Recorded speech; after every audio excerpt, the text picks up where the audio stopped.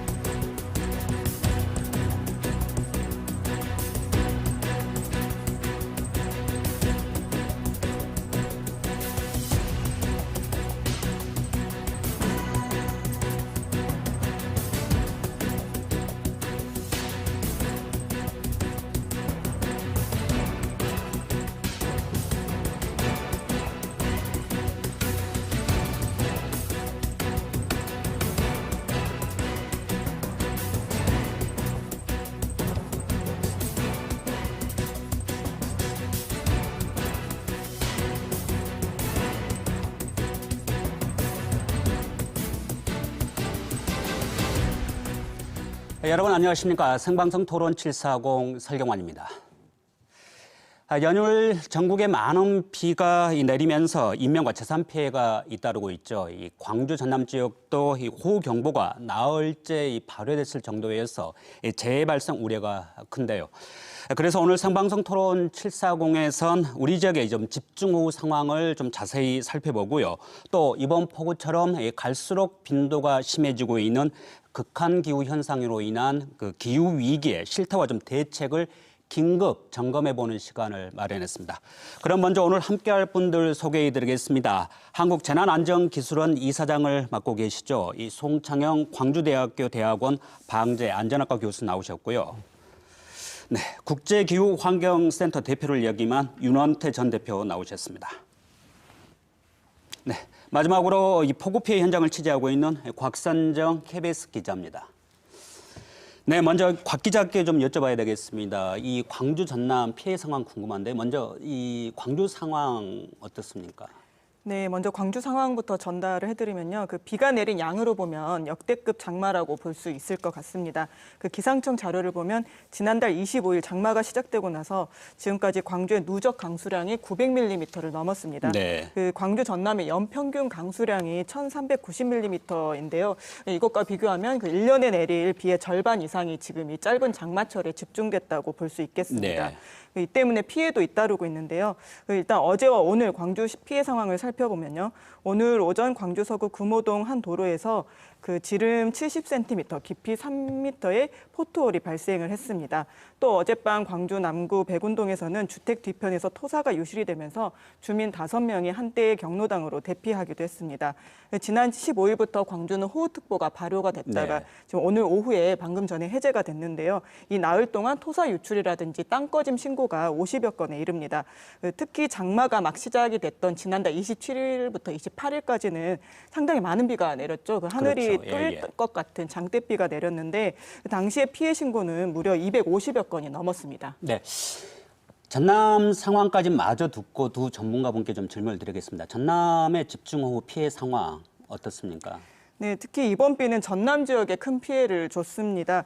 지난달 27일에는 한평에서 수문을 관리하는 그 농민이 급류에 휩쓸려서 숨지기도 했고요. 이렇게 인명 피해도 발생을 했는데 그 전남도 장마가 시작된 이후에 누적 강수량을 보면요, 그 구례 성삼재가 1,000mm를 넘었고요, 곡성이 853mm, 담양이 980mm, 화순이 830mm를 기록하고 있습니다. 특히 어제 오늘은 전남 동부권에 비가 집중이 되면서 이 지역에 피해가 많이 발생을 하고 있습니다. 오늘 오전 순천시에서는 그 마을의 한 옹벽이 무너지면서 흙더미가 집을 덮쳐서 주택 3채가 파손됐습니다. 또 관광지이기도 한 그 여수 오동도 공영주차장 부근에서도 그 경사면 안반이 무너졌는데요. 이 때문에 주차장 출입을 통제를 하고 있고요. 그 여수 노인 요양시설 주변에서도 토사가 유출이 돼서 그 입소하고 있던 그 10명이 긴급히 대피하게 됐습니다.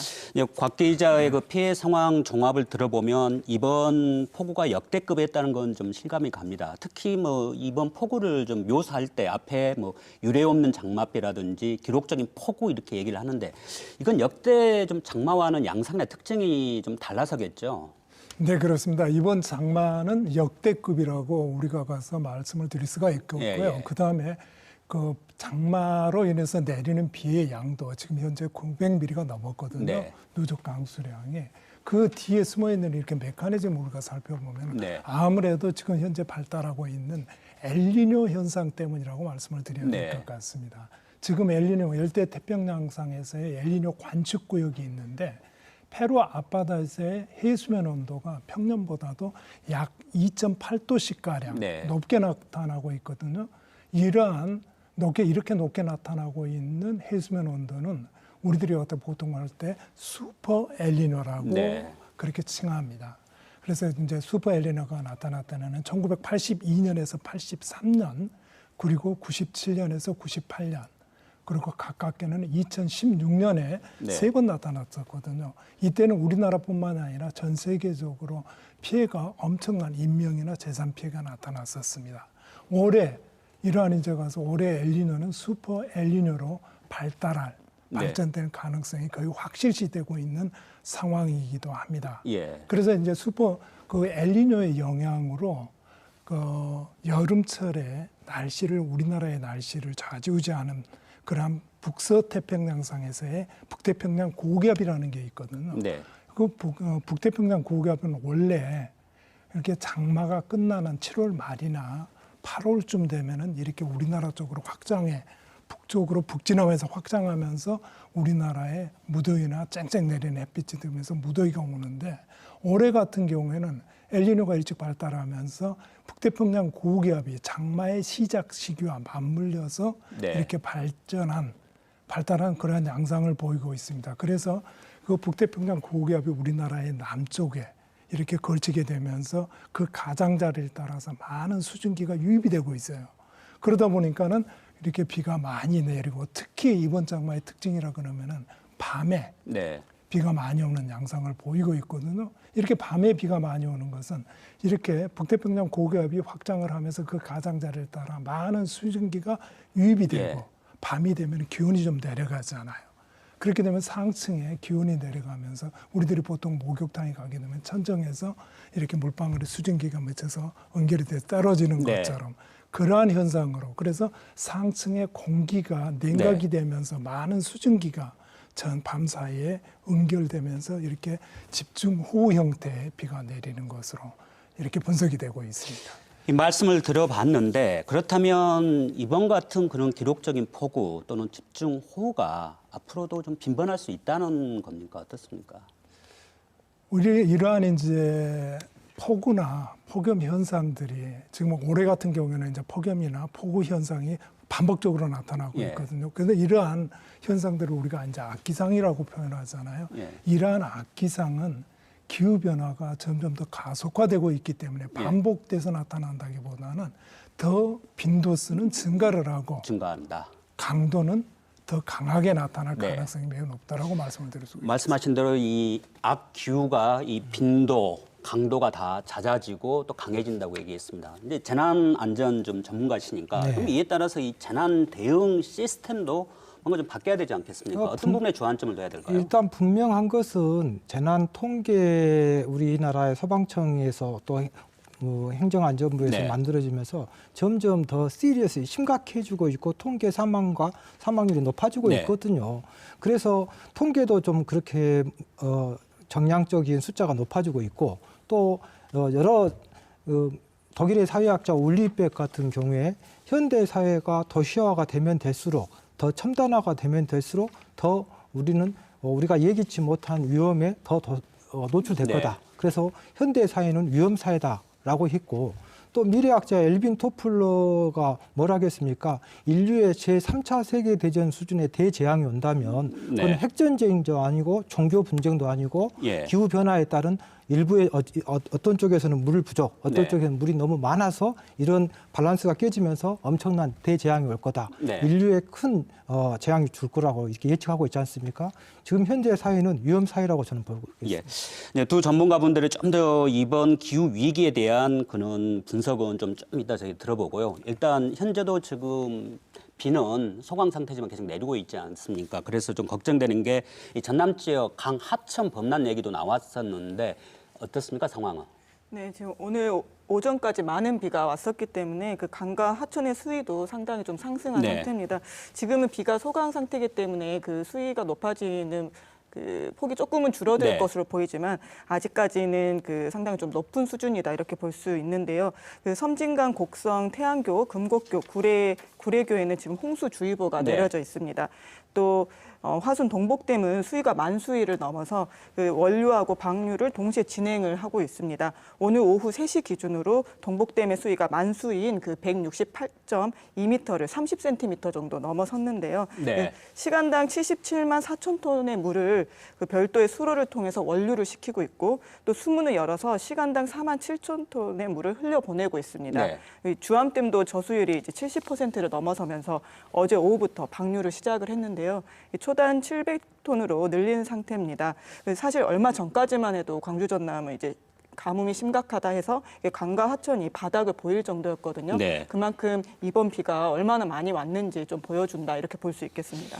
곽 기자, 이 추가해서 어떻습니까? 밤사이 뭐 좀 그 예상되는 강우량, 강수량 어느 정도 좀 추측이 되나요? 예, 예측되는 게. 당초 이제 기상청이 밤사이 100에서 200mm, 많은 곳은 350mm까지 예보를 했었습니다. 근데 이제 방금 전에 새로 나온 예보를 보면요. 내일 새벽까지 예상 강수량이 광주와 전남 서부는 10에서 60mm, 네. 그 전남 동부는 50에서 120mm 로 예. 상당히 좀 줄어든 상태입니다. 하지만 그 좀 안심하기는 네. 이르다 이렇게 볼 수 있겠는데요. 그동안 계속 비가 많이 내렸기 때문에 지반도 약해져 있고 네. 또 강물도 불어나 있거든요. 또 이제 비가 잠시 그치긴 하지만 금요일부터 서해상에서 비구름이 다시 또 생성이 되면서 주말에 집중호우가 내릴 것으로 전망을 하고 있습니다. 주로 이럴 때 이제 긴장의 끈을 아직은 놓을 때가 아니다 이런 얘기를 많이 하지 않습니까? 네. 실제 뭐 밤사이도 그렇고 앞으로 당분간 뭐 각 가정이나 또 지자체에서도 일단 대비해야 될 부분들이 많죠. 이 재난이라고 하는 것은 저희들은 불확실성과의 싸움이라고 하거든요. 예. 예기치 못한 특히 이런 장마철 같은 경우에는 산사태라든가 정전이라든가 또 단전이라든가 네. 또 감염병이라든가 전염병이라든가 가축질병 또 야채라든가 과일 모든 것들이 지금 어떤 스트레스를 받는 상황이지 않습니까? 그렇기 때문에 기초지자체 저희들이 지금 우리나라의 재난관리 체계는 뭐냐면 228개 시군구의 기초지자체 중심으로 하게 되어 있습니다. 그러니까 쉽게 설명해서 1592년도에 임진왜란이 일어났을 때 당시 왕인 선조가 한양에서 대응한 것이 아니라 울돌목 현장의 특성을 잘 알고 있는 현장 지휘관이 이순신 장군에 의해서 대응된 거기 때문에 네. 저희들이 228개 시군구의 이런 기초지자체장에게 저희들은 재난안전기본법 25조 2항에 기초지자체장이라고 쓰고 재난관리 책임자라고 읽고 네. 있거든요. 그렇기 때문에 그 지자체의 지형학적인 기후학적인 특성을 충분히 파악하고 위험 요소를 찾아가지고 기초지자체가 제대로 대비를 해야 네. 되겠고 또 시민 여러분들께서는 지금은 재난 상황이지 않습니까? 네. 그러니까 좀 심하게 얘기하면 우리가 산이나 바다나 비나 눈이나 이런 것들이 평상시 때는 어떤 시나 노래의 주제가 되기도 하지만 네. 어떻게 보면 천사로 다가오지만 재난 시에는 악마로 바뀌는 거거든요. 그런데 우리는 악마로 바뀌었는데 이걸 천사로 보고 있다는 것이 잘못된 것 같습니다. 네. 그래서 시민 여러분들께서는 이런 재난 시에는 불필요한 그 외출은 좀 삼가해 주시고 재난에서 가장 중요한 것이 뭐냐면 재난 정보입니다. 그렇기 네. 때문에 이런 매스미디어라든가 재난 방송, TV, 예. 라디오, SNS를 귀 기울이면서 안전한 곳에서 네. 좀 대응을 해 주셔야 되겠습니다. 예.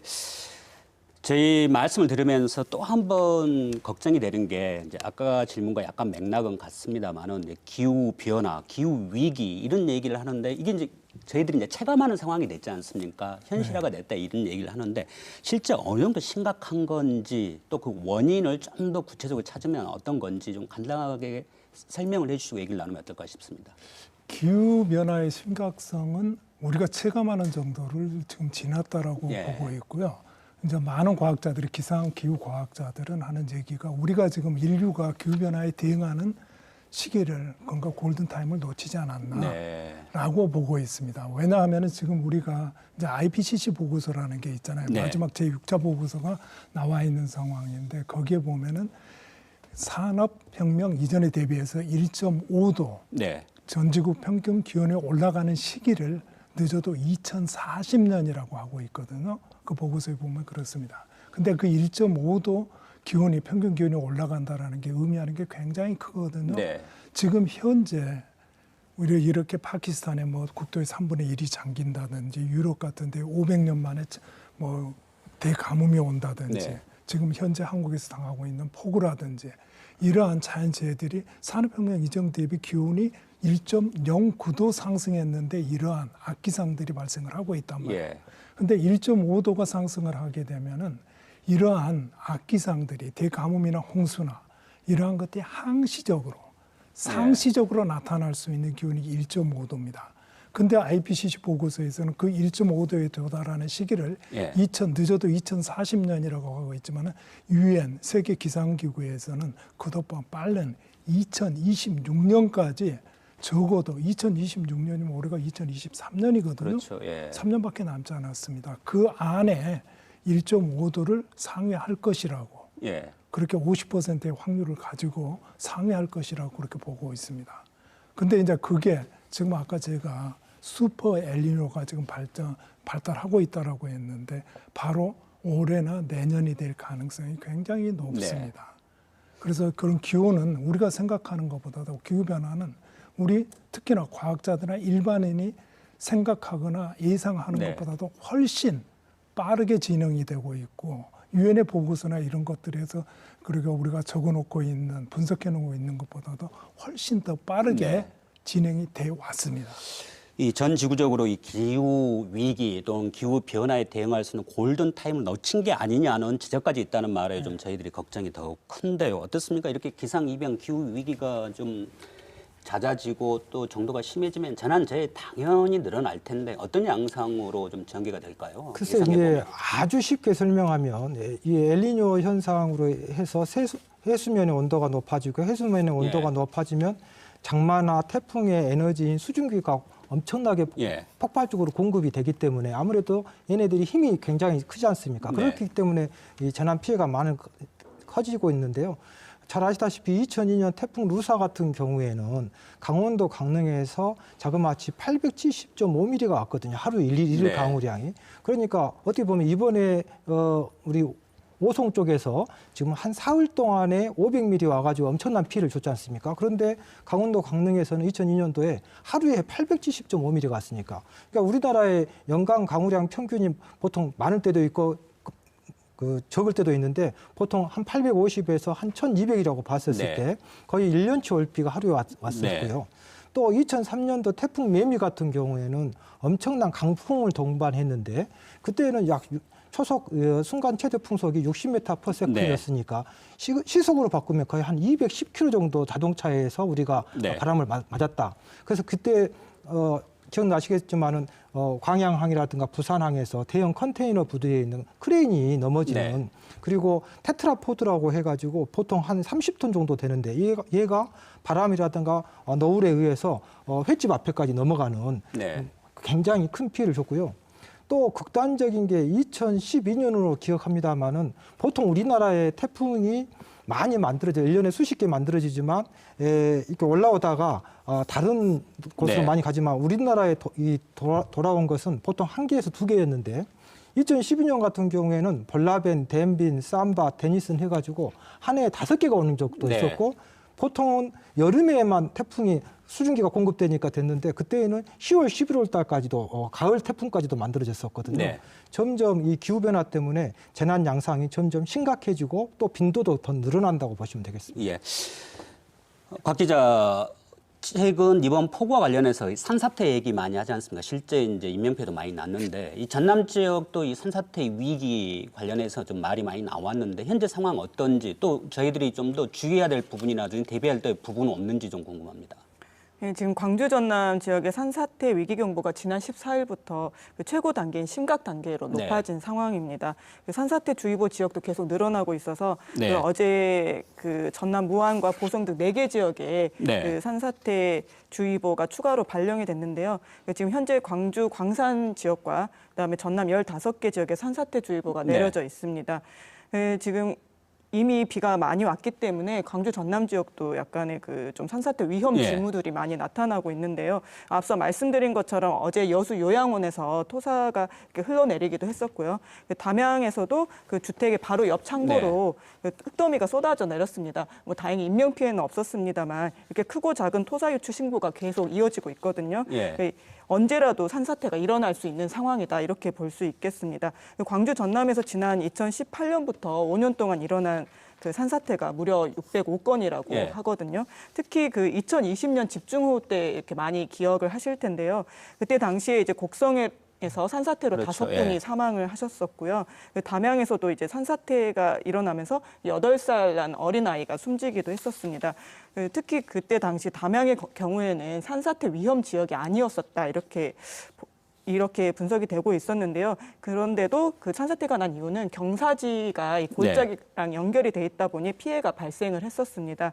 이 때문에 꼭 산사태 발생 우려 지역이라고 이렇게 지정이 돼 있지 않더라도 네. 그 급경사지나 비탈면 같은 그 붕괴 위험 지역은 늘 주의를 좀 해야 한다 이렇게 볼 수 있고요. 지금 현재 곡성군 같은 경우에는 산사태를 우려해서 주민 240여 명이 네. 지금 사전 대피를 하셨고요. 전남 22개 시군에서 1,100여 명이 지금 사전 대응을 위해서 대피를 한 상태입니다. 예, 일단 대피와 같은 안전 조치는 이루어지고 있는데 어떻습니까? 산사태 관련해서는 좀 하실 말씀이 많으신 것 같은데 몇 가지를 좀 짚어주시면요. 이제 가장 큰 문제만 좀 제가 좀 짚으면 산사태는 불확실성을 항상 가지고 있거든요. 예. 언제 산사태가 일어날지는 모릅니다. 그렇기 때문에 저는 죄송한 얘기지만 일본이나 미국에서는 강제성을 두거든요. 그런 무슨 얘기냐면 산사태가 위험한 것은 레드존이라고 지정을 하고 그래서 강제 이동 명령을 행정 명령을 내려버리거든요. 그러면은 일본이나 미국은 굉장히 강제성이 있기 때문에 그걸 따라주는데 예. 우리나라는 좀 안 따라주는 경향이 많이 있습니다. 네. 굉장히 위험한 것 같고요. 그다음에 재난 취약 시간인 야간에 이렇게 산사태가 또 많이 일어나기 네. 때문에 특히 우리 시민 여러분들께서는 굉장히 좀 주의를 좀 해주실 필요가 있겠고 좀 제가 걱정스러운 게 뭐냐면 우리나라 행정안전부에서 지금 급경사지 그 위험 지역을 선정을 하고 있는데 네. 대부분 그 토지의 형태와 경사도만 가지고 급경사 위험 지역을 하고 네. 있거든요. 그런데 실제로 저희들이 지난 20년 동안 제가 경험을 해보면 예. 산사태가 일어난 것이 재난 위험 지역에서 발생한 것이 아니라 방금 우리 곽 기자님이 예. 얘기해 주셨지만 사실은 인간들이 건드린 곳에서 더 많이 발생하거든요. 아, 인위적으로 어떻게 보면 지형이 변화가 됐다. 사람이 개입해서 변화된 것을 그렇습니다. 말씀하신 거죠. 수백 년, 수천 년 동안 있었던 것에서는 아무리 완경사고 급경사고 간에 생기지 않지만 예, 예. 잘 아시다시피 2011년 7월에 운면산 산사태 같은 경우에도 사실은 산이라고 하기에는 조금 그럴 정도로 높은 산이 네. 아닙니다. 가서 예. 보면 저도 그 현장에 여러 번 가고 방송 때문에 가봤는데 그런데 재밌는 것은 그 조그마한 산에 그 등산로를 만들고 우리가 보통 등산로라든가 과수원이라든가 또 도로를 놓는다라든가 터널을 뚫는다라든가 아파트를 만들면서 절토를 한다라든가 그런 곳에서 예. 시작을 해서 산사태가 이루어지기 때문에 이런 부분들도 충분히 감안해 줘야 되겠고 광주광역시 같은 경우는 지금 그 공원 특례 사업을 하고 있지 않습니까? 네. 그러면 원래는 그런 공원이라든가 산 같은 곳에 아파트를 지을 수가 없는 것이지만 특별하게 우리가 시민들의 안정을 위해서 우리가 산을 만들고 하고 있지 않습니까? 그래서 민간공원 특례 사업이라고 하죠. 특례 사업인데 예. 재난안전 특례 사업이 돼서는 안 된다고 생각합니다. 예, 예.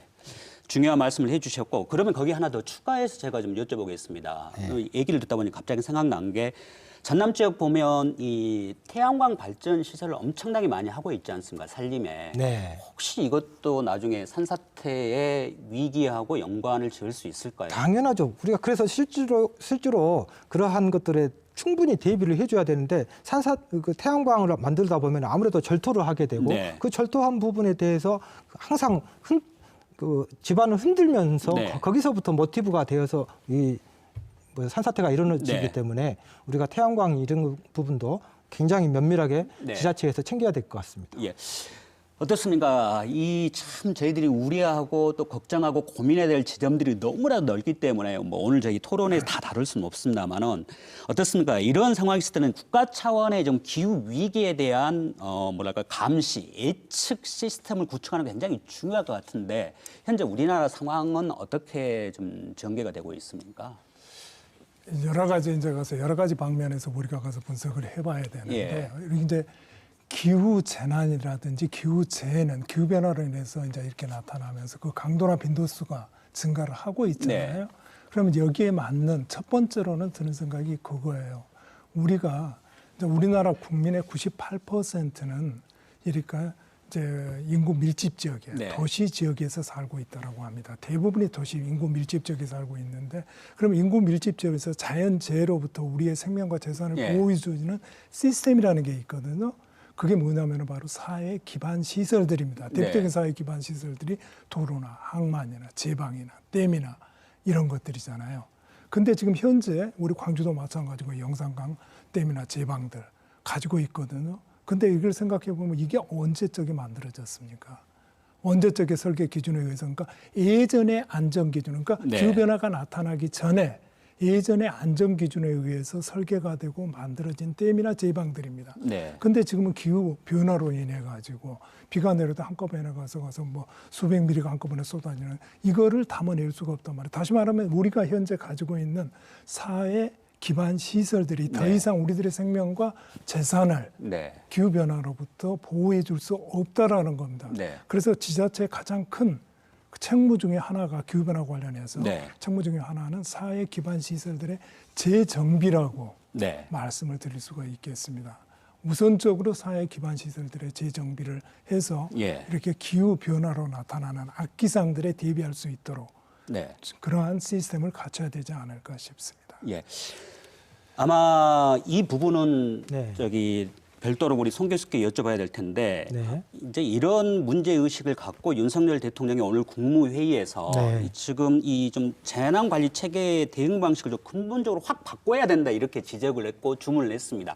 자, 그 방향, 바람직한 방향 어떻게 가야 될까요? 글쎄, 저는 이제 세 가지로 봤습니다. 예. 첫 번째는 지금 현재 기후 변화라든가 극한적인 이런 기후 변화 때문에 그 패러다임이 바뀌어야 된다는 것은 찬성합니다. 예. 그리고 우리나라의 버라이어티한, 어떻게 보면 버라이어티한 거죠. 각종 재난의 어떤 유형별로 거기에다가 네. IT인 소위 해서 AI라든가 IT 기술을 해서 글로벌 스탠다드, 글로벌 기준에 맞춰 가지고 우리나라에서 재난 안전 어떤 선제적인 기법을 네. 필리핀에서도 우리가 수출하고 미국, 일본, 독일에도 수출하는 그런 쪽으로 한다고 하면 전 찬성인데 네. 다만 걱정되는 것이 작년에도 우리가 이태원 참사 이후에 재난안전 패러다임을 다 바꾸겠다고 했고 예. 이번에 또 오송에 이런 참사가 생기니까 또 재난안전 패러다임을 다 바꾸겠다고 네. 했는데 저는 그러한 조직이라든가 시스템을 근간을 흔들어버리면 안 된다고 생각합니다. 예. 왜냐하면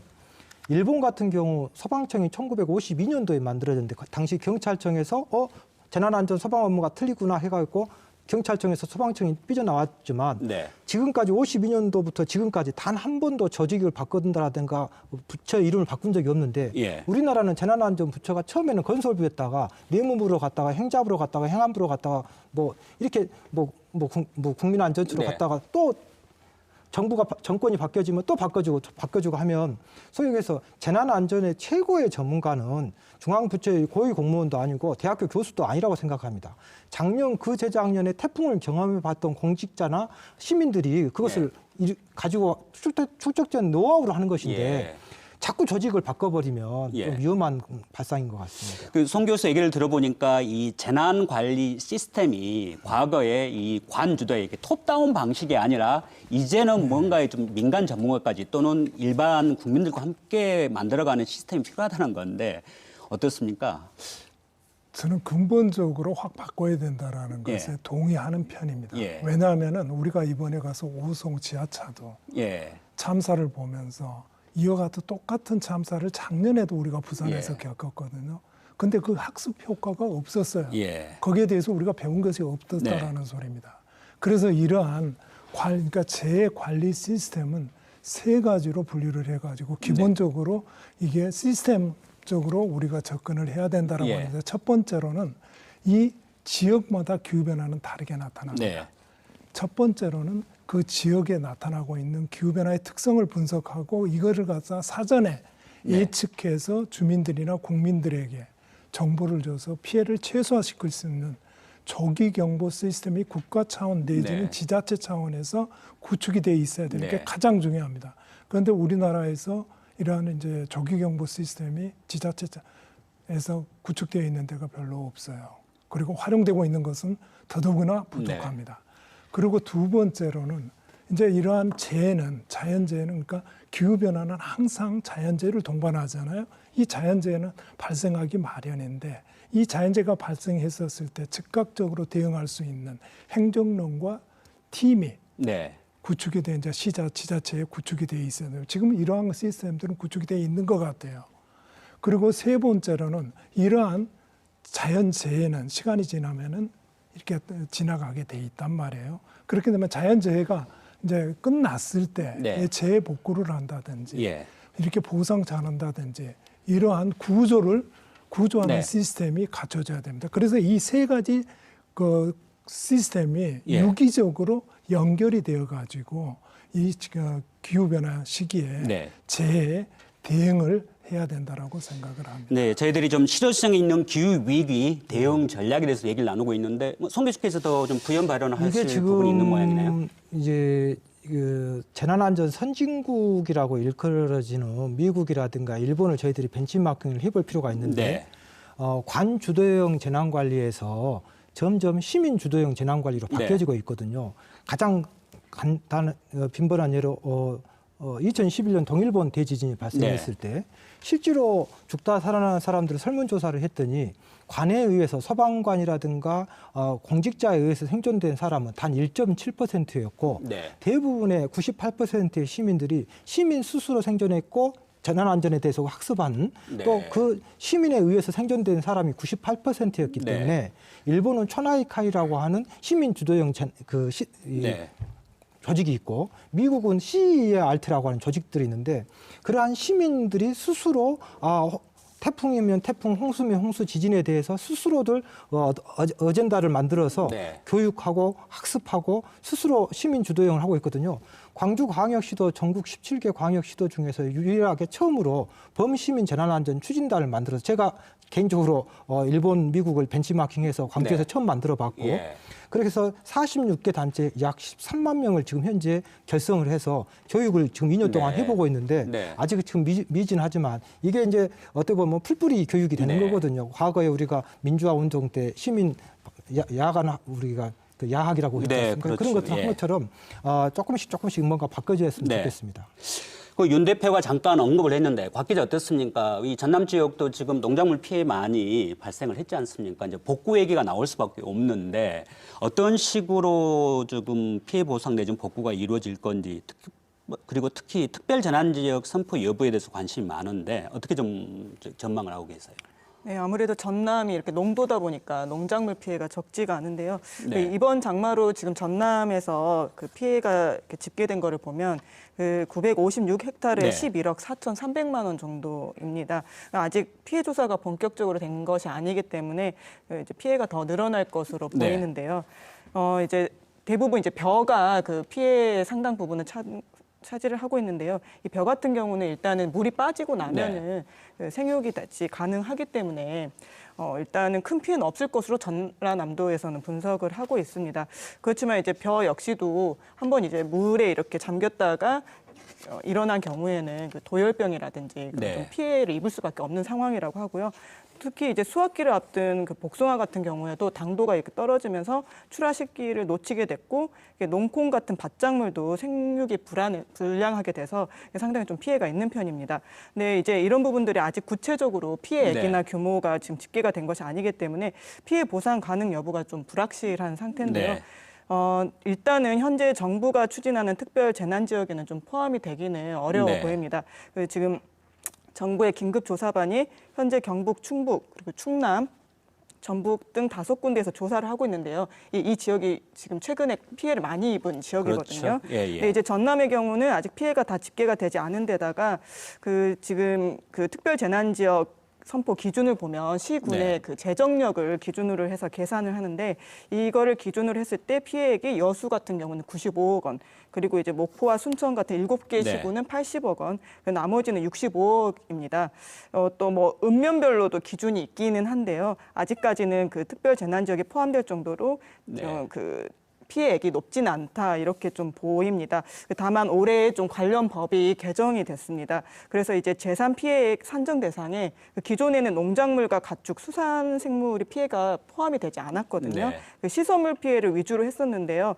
이 때문에 이 농작물 피해가 큰 전남 지역 같은 경우는 좀 상대적으로 피해 기준에 좀 미달이 돼서 네. 특별 재난 지역으로 선포되지 못하고 좀 손해를 본다 네. 이런 경우도 있었습니다. 이 농작물이라든지 가축, 수산생물 피해가 재산 피해액 산정 대상에 이렇게 포함이 되면 앞으로 이제 좀 특별 재난 지역으로 선포가 네. 될 수 있기 때문에 좀 지원이 확대될 수 있을 것으로 보입니다.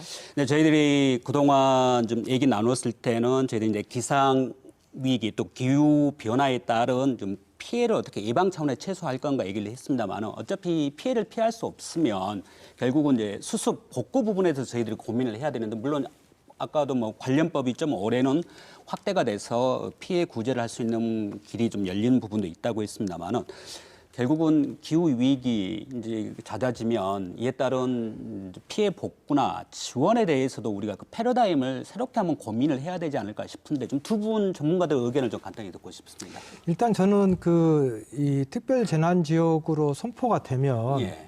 방금 우리 곽 기자님이 얘기해 주셨지만 제가 관련된 법을 그대로 읽어드리면 피해 시설 복구비 지원, 네. 이재민 임시 거주비 지원, 이재민 생계비 지원, 이재민 의료비 지원, 이재민 교육비 지원. 네. 이게 전부 다 지원이거든요. 그러니까 우리가 피부에 와닿을 만큼의 금액이 안 됩니다. 그래서 충분하게 어떻게 보면 내 생명과 재산을 어떻게 보면 내가 지키는 이런 네. 거이기 때문에 재밌는 얘기를 쭉 하나 드리면 현재 행정안전부에 독특한 과가 이름이 있는데 재난보험과라는 과가 있습니다. 아, 재난보험과요? 네, 예. 재난과 보험은 항상 같이 가거든요. 예.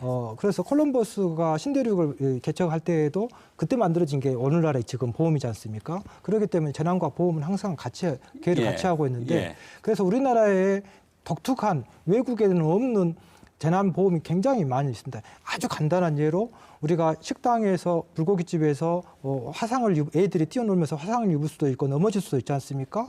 그때 한 1억이라든가 이런 엄청난 대물 보상을 할 수 있는데 그때 1년치 내는 보험료가 식당에서 내는 보험료가 보통 10,000원에서 20,000원 냅니다.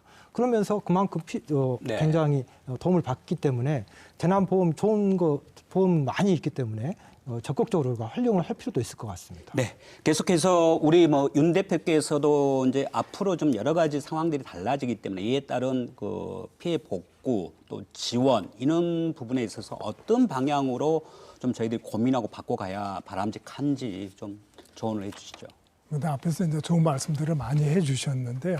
무엇보다도 가장 중요한 것은 이러한 자연재해가 발생한 후에 이렇게 복구 시스템이 제대로 가동이 돼야 되고 그런데 네. 안타깝게도 우리 송 교수님께서 말씀하신 것처럼 국가에서 지원해 주는 게 굉장히 액수가 적다. 예. 이렇게 도움이 되지 않을 정도의 액수다. 그래서 자연재해 재보험을 이렇게 활용하는 게 굉장히 좋다라는 이제 말씀이죠. 네. 거기에 전적으로 동의를 하고요. 그런데 무엇보다도 저는 이제 국가 차원에서 이러한 자연재해는 국가적인 재해고 재난입니다. 네. 국가 차원에서 국민의 생명과 재산을 1차적으로 책임을 져줘야 되거든요. 네. 그렇게 되면은 아까도 말씀드렸습니다만은 이러한 자연재해로부터 보호받을 수 있는 네. 그런 시스템을 구축을 해주는 게 우선적으로 선행돼야 된다라고 예. 이렇게 말씀드리고 싶습니다. 이 추가적으로 하나 더 여쭤보겠습니다. 네. 최근에 이런 기후 위기가 이제 빈도도 강해지고 또 이제 강도도 이제 강해지면서 기후 회복력이라는 용어가 좀 등장하면서 그 중요성을 많이 강조하고 있는데요. 이게 좀 시청자께 좀 간단히 좀 설명을 해주실까요? 이게 왜 요즘에 좀 중요성이 좀 강조되는지. 이제 기후 위기가 닥치면서 여기에 이제 기후 변화 시대에 우리가 지속 가능 발전을 해야 되잖아요. 예. 우리가 사는 사람들은 살아야 되고 이 도시나 사회는 지속적으로 발전을 해야 된다는 네. 게 이제 중점이 있는 건데요. 그러려면은 도시 회복력이라는 것을 그 이제 도시 회복 정확하게는 도시 회복 경로라고 합니다. 네. 회복력 경로를 개발을 해야 된다. 그게 이제 가서 기후 변화 정책이라고 봐도 될 것 같습니다. 이 도시 회복력을 하기 위해서는 이제 첫 번째가 뭐냐면은 그 도시의 능력, 예를 들어 그 도시의 리더십이라든지 지도자의 리더십, 도시의 경제력, 네. 도시의 인구 정책 네. 등등의 모든 것들을 고려를 해서 그 도시의 능력을 분석을 하는 게 중요합니다. 예. 그리고 두 번째는 그 도시에 나타나고 있는 그 기후 변화는 지역마다 다르게 나타나요. 쉽게 말해서 열대적의 기후 변화나 극지역의 기후 변화는 양상이 다릅니다. 네. 거기에 다시 말하면 여기에 따르는 대책이나 방책 또한 달라야 된다는 거예요. 그래서 지역마다의 도시마다의 기후 변화 대응 정책들이 달라져야 됩니다. 네. 그러기 위해서는 그 도시의 기후 변화 특성을 우선적으로 파악을 해야 됩니다. 네. 그리고 무엇보다도 중요한 게 모든 사업이나 프로젝트들 이러한 정책들은 예산이 수반이 되지 않으면은 되지가 않습니다. 그렇죠. 예. 이가 가장 실질적으로 위원회에서도 강조를 하고 있는 거거든요. 이게 이제 클라이밋 버짓이라 그래가지고 기후 예산이 확보가 돼야 됩니다. 이 세 가지가 정말 확보가 돼야지만이 기후 변화에 네. 대응할 수 있는 회복력을 갖춘 회복 탄력성을 갖춘 도시라고 말씀을 드릴 수가 있고요. 이러한 회복력을 갖춘 도시가 기본적으로 우리들이 가서 네. 이제 탄소 중립을 얘기하면서 우리가 스마트 시티를 건설을 해야 된다고 하잖아요. 그 스마트 시티의 기본적인 게 가장 기본이 바로 도시 회복력이라고 말씀드릴 수가 있겠습니다. 그런 점에서 광주의 도시 회복력 어떻게 진단하십니까? 글쎄 이제 이러한 회복력이 좋아지려면 하드웨어적인 것과 소프트웨어적인 것이 함께 돼야 된다고 저희들은 대학에서 강의를 하고 있거든요. 그러니까 기후 변화에 따른 그러한 트렌드에 맞게 어떤 재난 안전에 대한 안전 기준이라든가 네. 법이라든가 이런 것들이 더 고도화가 돼야 되고 네. 그리고 이번에 작년에 강남 침수라든가 이태원 참사라든가 이번에 오송 참사에서 네. 느꼈지만 그러한 구조적인 것이 안 되더라도 소프트웨어적인 재난 행정이 이루어져야 되거든요. 예. 강남 같은 경우에 118년 빈도의 폭우가 오는 것을 막을 수는 없어요. 네. 그러나 저지대라든가 반지하에 침수가 될 거라고 예상이 됐다면 네. 당연히 이동 명령을 했어야 되고 높은 예. 고지대로 또 침수가 될 것이 예상이 된다면 당연히 차량 통제를 했어야 되는데 네. 이런 재난 행정이 이루어지지 않는 거죠. 이번 같은 경우에도 금강 홍수 통제소에서 예. 차량 통제를 해라라고 권장을 했습니다만은 전혀 이루어지지 않았지 않습니까? 예. 재난 및 안전관리 기본법 25조 2항에 아까 전에도 얘기했지만 재난 예방과 복구의 의무가 있다고 했고 네. 그 지역의 위험성을 기초지자체장이 충분히 인지를 하고 이런 것들 이렇게 심하게 대비해도 되나 싶을 네. 정도로 대비를 해줘야 되는데 이런 것들이 너무 지금 작동이 안 되고 있다. 예. 예. 방금 이제 그 사례로 충북 청주의 오송 지하차도 네. 이제 참사 말씀을 하셨는데 사실 이게 후진적인 저희들이 참사라고 얘기를 하지 않습니까? 이제 몇 번 지적도 했고 언론에서 많이 얘기를 했는데 어떻습니까? 이런 것들을 좀 재발을 막기 위해서 좀 더 이 정부에 또 국가에 좀 조언을 해주신다면 어떤 걸 좀 저희들이 좀 고민을 해봐야 될까요? 글쎄요, 가장 중요한 것은 이러한 이제 기후 재해는 이제 발생을 막을 수는 우리가 없습니다. 네, 기후 아까도 변화는 비슷한 것은 말씀하셨는데 이렇게 예. 진행이 되고 있는 현상이기 때문에 그리고 강도 또한 커지고 있기 때문에 예. 여기에 관 주도의 이렇게 기후 예. 재해 대응책은 이거는 가서 한계가 있다라고 네. 그렇게 생각을 합니다. 가장 좋은 재해 대응 정책은 민과 관이 예. 협치를 해가지고 나오는 정책이 예. 바로 왜냐하면 그 지역에 오랫동안 살고 있는 민이 그 지역의 기후 변화에 대해서는 특성에 대해서는 가장 네. 잘 알고 있거든요. 네. 관과 민이 네. 협치를 했었을 때 가장 좋은 기후 변화 대응 정책이 나온다라고 생각을 합니다. 네, 아마 비슷한 말씀 하셨는데 좀 더 부연을 하실 겁니까? 좀 다른 계로 설명을 좀 드리면 네. 미국 예를 조금 제가 드려볼게요. 네. 그러니까 미국 같은 경우 우리나라는 228개 시군구청장 즉 기초지자체장에게 재난관리 책임자로 해서 그 지역의 재난을 컨트롤 타워를 해라라고 현행 법과 매뉴얼에 되어 있거든요. 네, 그렇게 설명을 해주셨죠. 그런데 예. 실제 228개 시군구청장들이 재난 안전에 대한 예방, 대비, 대응, 복구, 자연재난, 사회재난에 대한 전문성이 있는 것인가? 네. 소위 얘기해서 축구로 얘기하면 축구 룰을 알고 야구 룰을 알고 있는 것인가? 포지션을 알고 전술을 알고 있는 것인가? 네. 저는 이런 부분에 대해서 굉장히 퀘스천하고요. 네. 미국 같은 경우에는 주마다 틀리지만 그 주지사가 태풍 허리케인이 발생했었을 때 내 임무와 역할, 내가 또 중앙정부에다는 뭘 요구할 수 있고 경찰, 소방에다는 네. 내가 뭘 명령할 수 있고 네. 이런 것들을 충분히 알고 있거든요. 네. 그래서 그런 것들을 제대로 하지 않았을 때는 주민 소환을 할 수 있는 법적 근거를 만들어놨기 때문에 네. 이 재난에 대해서 주지사라든가 이런 부분들이 굉장히 열심히 하고 있거든요. 예. 전문성을 가지고. 그리고 교육을 하고 있습니다. 근데 우리는 재난안전의 교육을 하지 않기 때문에 네. 이번에 처음으로 이제 얼마 전에 했거든요. 예. 6월 달에. 근데 그거 하나 가지고 좀 될 수 있는가 좀 퀘스천이 예. 됩니다. 그래서 이 자치분권이 강화될수록 이 단체장에게 이 기후 위기 또 기후 변화에 대응할 수 있는 업무 능력을 길러주는 부분 이게 굉장히 중요하다는 말씀이신데 어떻습니까? 그런 부분에서 우리가 좀 한 번 더 좀 재고일 필요도 있겠죠. 그렇죠. 이제 같은 맥락에서의 말씀인데요. 우리나라에서는 아직까지 이제 가서 지자체 차원에서 본다면은 재해를 담당하는 공무원들이 제대로 지정이 되어 있지 않다라고 해요. 네. 그러다 보니까 여기가 재해가 발생했었을 때 이렇게 우왕좌왕하게 될 수밖에 없다라는 네. 겁니다. 그래서 이렇게 이제 재해가 항시적으로 발생을 하고 있기 때문에 이러한 재해 담당 공무원이 우선적으로 있어야 되고 네. 이 공무원들은 교육이 되어 있어야 된다라고 말씀을 드리고 싶습니다. 네.